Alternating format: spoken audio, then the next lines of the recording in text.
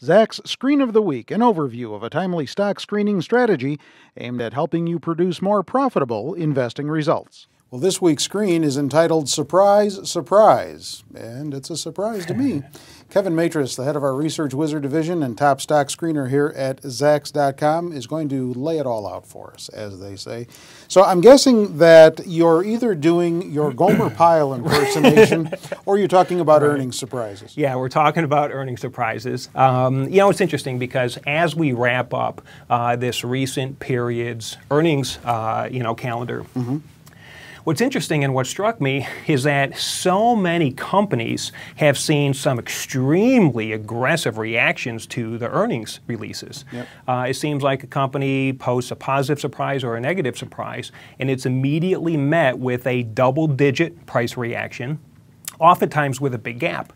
So while the size of the reaction is, a great conversation and a great topic to talk about, what I'm more concerned about today is why, as an investor, earnings surprises are so important. So they still are a positive thing, correct? Yeah, if a company reports earnings above expectations, that is a positive surprise, and the price in general should go up. If the company reports earnings below expectations, that is a negative surprise, and the price in general should go down. But a surprise is more than just a snapshot of what the company has done in that one period. Instead, it should be looked at as what a company's prospects are for the future. So, for instance, if a company were to, let's say, report a 10-cent earnings surprise for that last quarter, that's fantastic, but 10 cents times 4 quarters, that's 40 cents, and that's even better.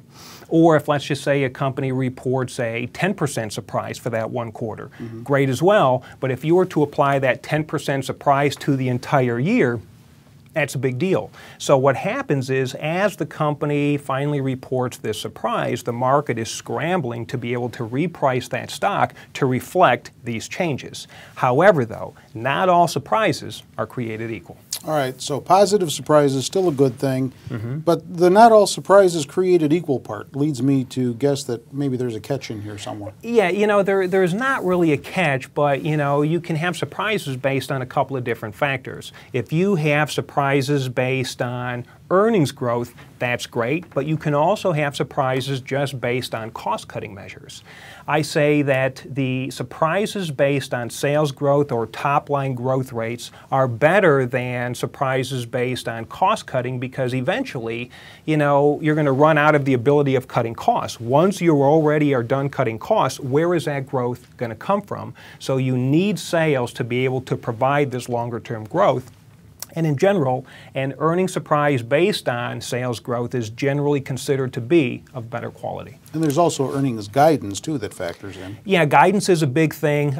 You see that quite a bit in this most recent earnings season. If you have a company that has posted a positive surprise on one hand, but then the company guides lower on the other hand, that is generally going to be considered a negative event, and you're probably going to see the prices go lower, because the downward guidance from the company has essentially erased a lot of the hope that this positive surprise has created. Because again, the market is forward-looking. So if the company is saying, hey, things ain't going to be that great as we move forward into the future, the price is probably going to reflect this and start to go lower.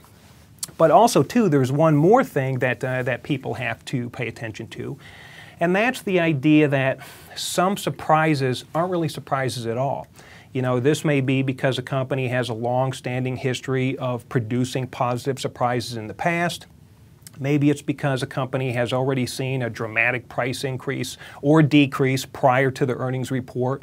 So a company that surprises in that direction oftentimes will be met with an opposite price reaction, because the market had already anticipated it, and that's where this buy the rumor, sell the fact thing comes into play. I see. So while it's true that it's kind of hard to accurately predict, if a company is going to surprise, or even what kind of surprise it's going to be, what's interesting is that the positive benefits of a surprise will generally last for anywhere from 1 to 3 months after a surprise has been released.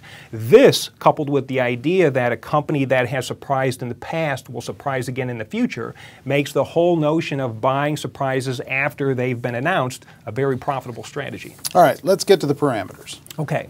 The screen starts off by looking at companies where their last EPS surprise was greater than or equals to 10%. So again, stocks posting a positive surprise have a tendency of surprising again in the future. The second parameter is the sales surprise. So again, we want the sales surprise to be greater than or equals to 10% as well. Once again, a positive sales surprise or top-line growth is a very positive thing for a company. Then we're looking at companies with a Zacks rank of less than or equals to 2. Once again, a strong buy or buy by Zacks. That really puts the odds in your favor. And then we're rounding it out by looking at companies that are trading over $5 or that have at least 100,000 shares traded on a daily basis. And what's interesting is that these few criteria narrowed down the universe of like 8,500 stocks to just 30 stocks. And here's 5 of them right here. You've got Marvel Entertainment, Plantronics, Spartan Motors, Thompson Creek Metals Company, and then ZRAN Corp. A lot of different companies, but all of these companies have reported within the last 30 days. They all reported positive earnings surprises and sales surprises, and that is a great combination. Do you own any of them? I do not. Had to look to make sure, didn't you? There are other stocks that have come through the screen this week as well, and for those, you can get to the text version of this week's Screen of the Week on Zacks.com. Just scroll down the homepage until you get to Kevin's smiling face and click on the headline that's right next to it. It'll give you the entire lowdown and an archive of some other screens that you might want to peruse as well. With Kevin Matras and the Screen of the Week, I'm Terry Ruffalo.